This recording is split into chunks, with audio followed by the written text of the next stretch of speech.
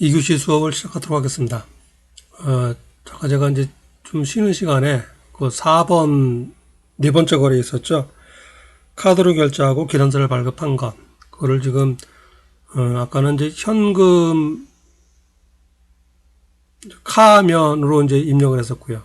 그런데 이제 기란서를 발급했기 때문에 그 면세 13번으로 이제 입력을 해도 되는 것 같아요. 그런데 이제 그 살펴봤더니 그 부속명세서에서 이제 반영되는 부분이 조금 틀려지더라고요. 자, 그걸 일단 뭐 확인을 한번 해보도록 하겠습니다. 어쨌든 첫 번째 거래는 그 세금기란서를 발급된 카드로 결제하는 거래였고요. 그래서 이제 11번으로 해야 되는 게 요거 이제 원칙이고요. 맞고요. 그다음에 두 번째, 세 번째 거래는 세금기란서나 기란서 발급 없이 카드로 결제하고 현금 영수증을 발급한 거래입니다. 그래서 이제 이것도 뭐 별다른 이론이 없고요. 근데 네 번째 거래는 기란서를 발급을 했고 카드로 결제를 했습니다. 일단 면세 거래예요. 면세 거래니까 13번 면세도 가능하고 그 다음에 카드로 결제하고 면세 거래니까 18번 카면도 되고요. 그렇게 되겠죠. 그래서 지금 일반적인 논리로는 이제 18번 카면으로 하는 게 맞는 것 같습니다. 그리고 이제 13번으로 했다 그래서 틀린 건 아니고요. 13번으로 하고 결제를 카드로 하면 되니까 그렇습니다. 자, 어쨌든 이제 이렇게 이제 입력을 했고 반영되는 것을 살펴보도록 하겠습니다.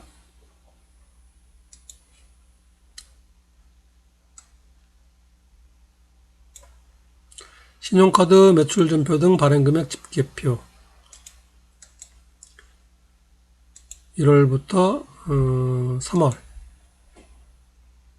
자, 여기서 저장된 데이터가 있습니다. 불러오겠습니까? 해서 이해하게 되면은 요 작업 직전에 혹시 이제 이걸 살펴보고 저장했던 내용이 있으면 그게 불러와지는 거고요. 아니요, 그러면은 그 전에 저장된 내용 상관없이 현재 입력된 메인 매출 전표를 바탕으로 이제 불러오게 됩니다. 자, 아니요를 한번 해보겠습니다. 아니요. 자, 보시면은 그 메인 매출 전표 입력하기 전에 우리가 자료를 보고 입력했던 사항하고 똑같습니다.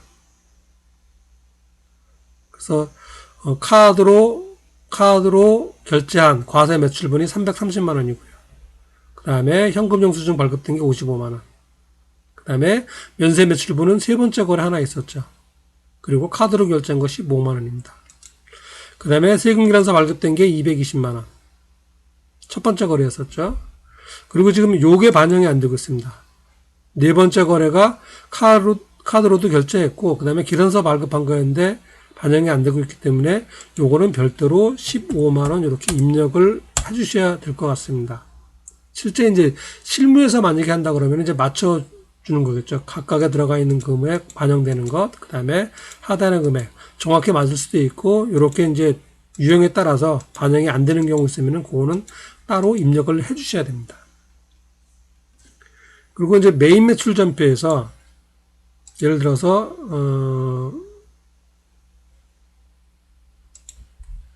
요거를 카드 면세가 아니고 그냥 면세를 한번 해볼까요? 그냥 면세를 한번 해서 작업을 한번 해보겠습니다.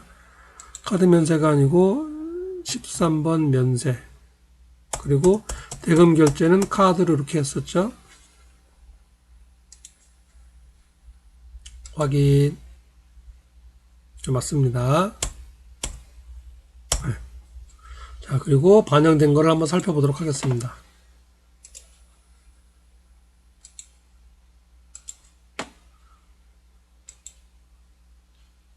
(1월부터) 3월. 자, 아니요 해주면 되겠죠.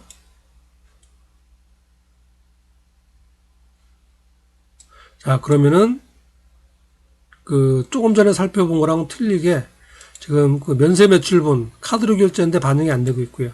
그 다음에 기란서 발급 금액도 따로 이렇게 반영이 안 되겠습니다. 이거는 이제 프로그램에서 이렇게 만들어 놓은 건지 아니면 이제 이게 교육용이기 때문에 따로 해놓은 건지까지는 제가 확인을 못 하겠습니다. 그래서 이런 거래라면은 그 메인 매출 전표에서 카드 면세로 하는 게 일단 맞는 것 같습니다. 18번 카드 면세.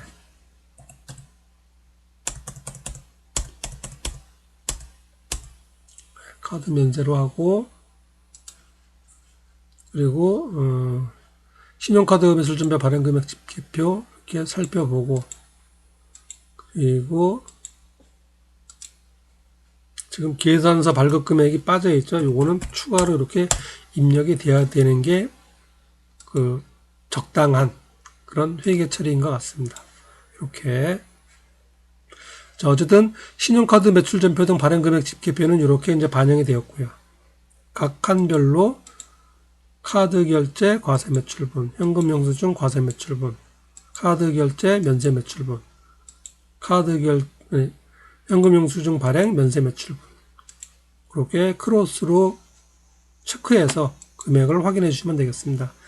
밑에 금액은 신용카드 매출전표 등 발행 금액 중, 이게죠. 여기 있는 금액 중에서 330만원, 55만원, 15만원 중에서 세금계산서가 발급된 거 얼마, 계산서가 발급된 거 얼마 확인해 주시면 되겠습니다.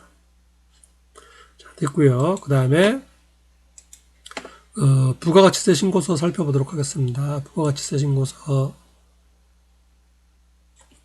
1월부터 3월까지 1기 예정 신고 기간이 되겠습니다.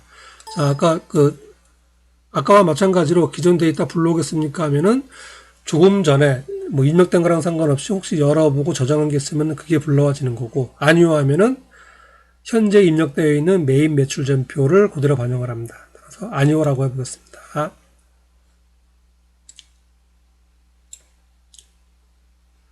지금 350만원 들어가 있고요. 그리고 요거는 이제 그렇게 들어가 있죠. 그리고 이제 네 번째 거래, 계산서 발급된 거래는 면세죠. 면세니까 당연히 이 속에는 반영이 안 돼 있죠. 이렇게. 그리고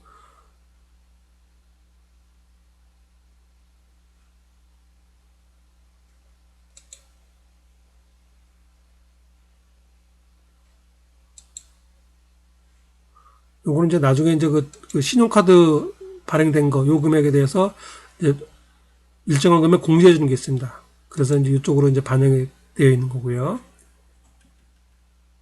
전체 165만원 지금 발행되어 있죠. 신용카드 매출한 거.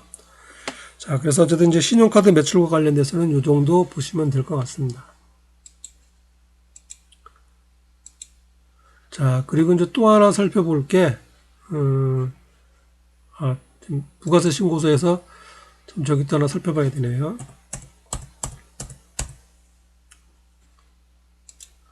과세표준 명세 부분이 있었죠. 과세표준 명세. 자, 과세표준 명세 보시면은 메인 매출 전권 4건을 입력했습니다. 그 중에서 과세 매출되는 거, 과세표준 명세가 350만원이고요. 350만원. 그리고 부가세 신고서에는 포함되어 있지 않지만은 우리가 면세 매출한 게 있었죠. 면세 매출한 거 15만원. 부가세 신고서에는 반영되지 않았지만은 별도로 면세 매출이 있었습니다. 그게 여기 포함되어서 나타나요. 과세표준 명세서, 과세표준 명세. 이거는 부가가치세 신고서의 한 항목이 되겠죠. 이렇게 15만원 표시가 된다는 것 알아두시면 되겠고요. 그 다음에 또 하나, 지금 이제 교재에는 나와 있지 않지만은 우리가 아까 그 신고서 중에서 현금 매출 명세서라는 게 있습니다. 현금 매출 명세서. 현금 매출 명세서.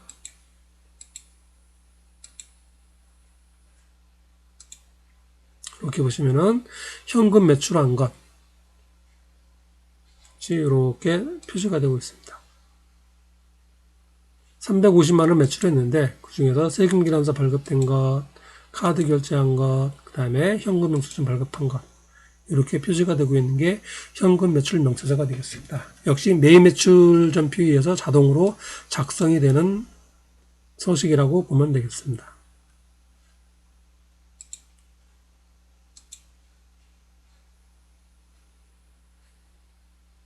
자, 이렇게 해서 이제 신용카드 매출에 대한 거는 살펴봤고요. 다음은 교재 594쪽이 되겠습니다. 594쪽 이번에는 신용카드 매출 접표 등 수령 금액 합계표예요. 내가 사오는 경우에 해당이 되죠.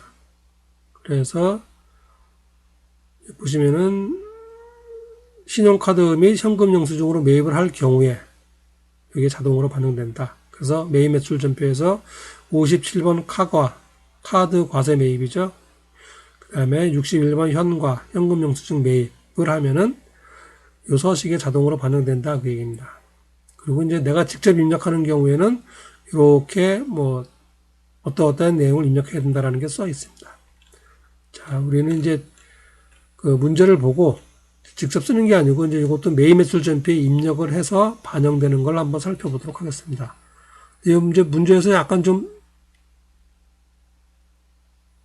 문제가 조금 오류가 있습니다. 여기 보시면은 다음 자리는 당사의 신용카드 매출 거래다 되어 있는데 매출 거래가 아니고 매입 거래입니다. 매입 거래.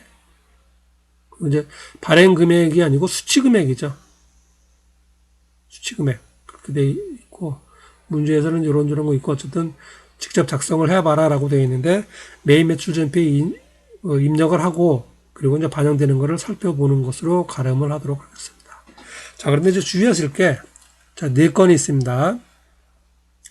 2월달 거래, 3월달 거래로 4건이 있는데 이게 지금 반영되는 게 있고 안 되는 게 있어요. 그래서 그걸 좀 주의하셔야 됩니다. 첫 번째 거래 같은 경우는 이렇게 55만 원 사왔는데 문제는 거래처 선물로 사온 거예요. 카드로 결제하고 거래처 선물로 사왔다. 선물로 사왔다는 얘기는 무슨 말이냐면은 그 접대비가 되는 거죠. 그래서 매입세액 불공제가 돼요. 매입세액 불공제인데 세금 기란서를 받은 게 아니에요. 더구나 카드로만 결제했기 때문에. 따라서 이거는 매입 매출 전표에 입력하는 게 아니고 일반 전표에다 입력을 합니다. 일반 전표에 입력해서 회계장부에는 반영이 되지만은 부가세 신고서나 부속 명세서에는 들어갈 자리가 없어요. 그래서 1번 첫 번째 거래는 입력을 하지 않습니다. 일반 전표를 입력하는 거래에 해당이 됩니다. 그 다음에 두 번째, 세 번째 거래는 정상적인 거래예요. 그리고 카드 결제를 했기 때문에 이거는 이제 매입 매출 전표에 입력을 하고 부가세 신고서와 부속명세서에 반영이 됩니다. 복리후생비 이거는 그 뭐 원재료 뭐 그렇게 되겠죠. 기존 과목이. 그 다음에 네 번째 거. 자, 네 번째 거는 거래 상대방이 간이가세자예요. 연간 매출액이 4,800만 원 미만인 간이가세자이기 때문에 간이가세자는 뭐 세금계산서를 발급할 수도 없고 그 다음에 이제 카드로 이렇게 결제한 경우에도 매입세 공제를 받지 못합니다. 그래서 첫 번째 거래와 마찬가지로 요거는 일반 전표 입력 사항이에요. 따라서 매입 매출 전표에 입력을 하지 않고 그 다음에 부가가치세 신고서나 부속서류와도 전혀 관련이 없습니다.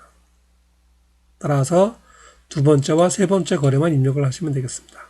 자, 풀이단에도 보시면은 차이나타운과 주식회사 마코의 거래 내역이 이게 대상이다 라고 되어 있습니다. 그리고 나머지 두 건은 일반 전표 입력 대상이다 라고 설명이 되어 있습니다. 자, 간이가세자는 일단 제외한다라는 것, 그 다음에 그 접대비 관련된 거 제외한다라는 것, 그렇게 기억을 하시면 될 것 같습니다. 자, 입력을 해보겠습니다. 두 건 입력하겠습니다.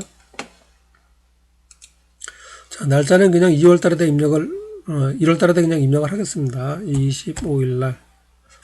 자, 두 번째 거래가 뭐였냐면은, 직원 회식비고 22만 원이에요. 자, 카드로 결제했다. 그렇게 보시면 되겠습니다. 22만 원 차이나타운. 그래서 카드 매입 57번 카가가 됩니다. 57번. 그 다음에 복리후생비죠. 복리후생비 관련된 거고 금액이 22만 원이었습니다. 22만 원.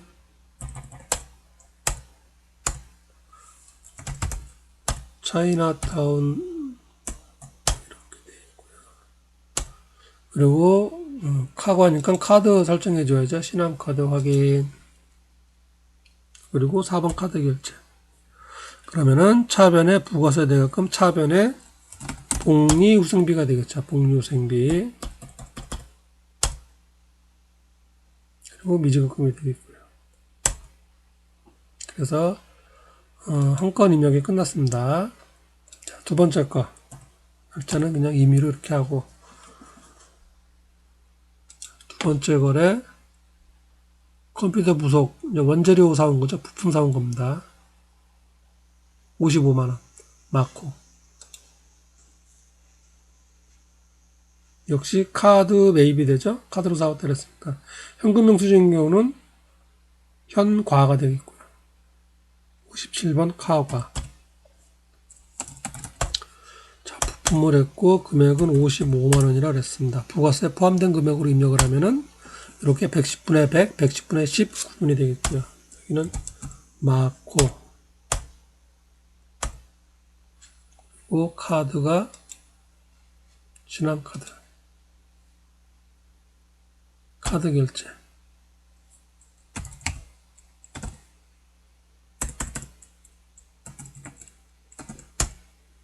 원재료가 되겠고요.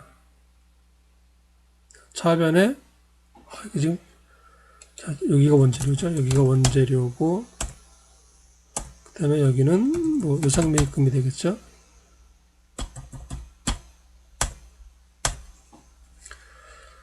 자, 두 건을 입력을 했습니다. 자, 입력된 거를 확인을 해 보도록 하겠습니다. 자, 부속명세서는 부가가치세, 아니, 신용카드 매출전표 등 수령명세서 받은 거니까요. 그리고 날짜가 1월부터 3월. 아니요. 자, 거래 건수, 이건 합계가 되겠고요. 지금 보시면은 사업용 신용카드 2건에 70만원. 신용카드 매출전표 등 수령명세서예요.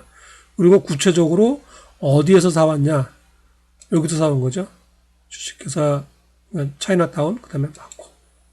이렇게 표시가 되고 있습니다. 이게 부속명세서가 되겠고요. 자, 그리고 부가세 신고서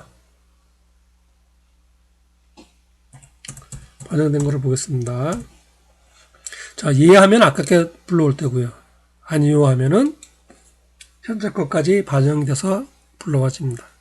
자, 아까는 이제 매출 부분이었고 지금은 매입 부분이었죠. 매입 부분. 세금 변사가 발급된 거는 일반 매입 뭐 10번, 11번으로 들어갈 테고요.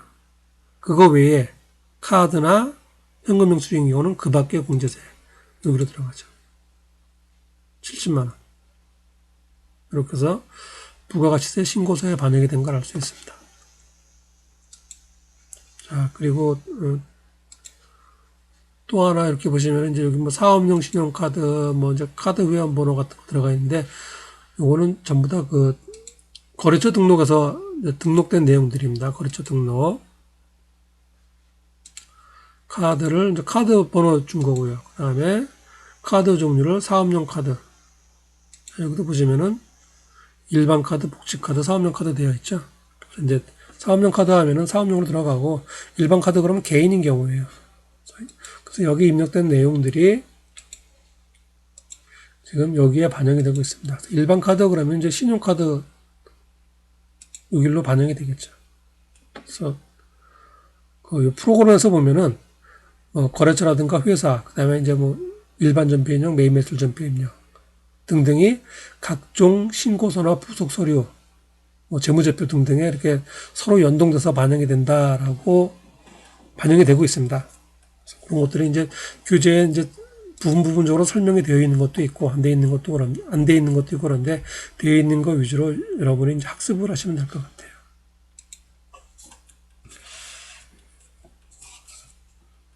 자, 그래서 이제 입력이 끝났고 교재 내용 부분을 잠깐 한번 살펴볼게요. 자, 신용카드 받은 것은 이제 신용카드나 현금 영수증으로 매입할 경우에 반영된다. 그 다음에 이제 실제 직접 이제 매입 매출 전표에서 입력한 게 자동으로 반영된다는 얘기고, 그 다음에 실제로 입력하는 경우 시험에서는 이제 그 전표 입력은 생략하고 실제 작성하시오라고 되어 있죠. 그래서 작성을 할 때 이렇게 이제 날짜, 구분, 그 다음에 공급자 이런 거 이제 F2키 눌러서 조회해서 등록하고, 그 다음에 금액 추가로 입력한다라고 되어 있습니다. 그래서 이 문제에서 해당되는 풀이를 살펴보시면은 이렇게 입력이 된다는 얘기예요. 우리는 이제 매입 매출 전표를 입력을 했는데 시험에서 이제 시험 문제를 푼다라고 했을 경우에는 첫 번째와 네 번째 거래는 반영이 안 되는 거고 두 번째, 세 번째만 반영이 되는 거죠. 그래서 합계 금액에는 이렇게 이제 70만 원이 반영이 될 테고요. 그리고 이제 사업용 신용카드가 되겠죠. 그리고 거래 내역 부분에는 직접 요걸 입력해야 된다는 얘기입니다. 2월 25일, 3월 10일. 그리고 공급자는 F2크 눌러서 찾아주고. 그러면 이제 다 여기 입력이 자동으로 될 테고요. 금액은 내가 입력하는 거고. 그렇게 해서 여기 입력을 하면 이제 이 윗부분은 반영이 되겠죠. 그렇게 하고, 그 다음에 이제 부가세 신고서도 마찬가지예요. 여기 지금 그 신용카드 수령 요 명세서에 입력했다 그래서 그게 신고서에 자동으로 반영되는 건 아닙니다. 신고서도 따로 입력을 해 주셔야 돼요. 신고서에서는 매입 부분 있죠. 15번 단에다가 70만 원 입력해주고 엔터키를 치면은 신고서 입력이 되는 겁니다. 자, 그렇게 해서 작업을 하시면 되겠고, 잠시 쉬었다가 다음 수업 진행을 하도록 하겠습니다. 수고하셨습니다.